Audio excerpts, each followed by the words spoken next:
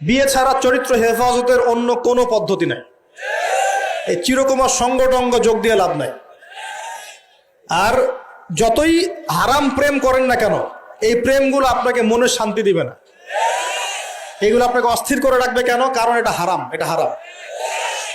আর যখন হালাল ভালোবাসা আপনি পাবেন, হালাল ভালোবাসা যেটা আল্লাহ পাক নাজিল করেন, তখন ইনশাল্লাহ আপনার মনের মতো স্ত্রী না হলেও দেখবেন আপনি তার সাথে সারা জীবন কাটিয়ে দিচ্ছেন।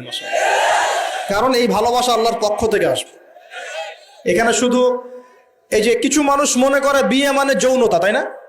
এটা একটা কনসেপ্ট তৈরি করে দেওয়া হয়েছে, বিয়ে মানে মনে হয় যৌনতা। আসলে বিয়ে যৌনতার বৈধ একটা পথ মাত্র, এটা হালাল একটা পথ মাত্র। এখানে আরো বড় বিষয়টা হচ্ছে দায়িত্ববোধ। দায়িত্ব, একটা মানুষের দায়িত্ব নেয়া, তার অভিভাবক হওয়া, তার সাথে জীবনের সুখ দুঃখ হাসি কান্নাকে ভাগাভাগি করে নেয়া, তার সাথে জীবনের উদ্দেশ্য ফিক্স করা, কষ্ট করে হলেও সবর করে হলেও সুখে দুঃখে পাশে থাকা।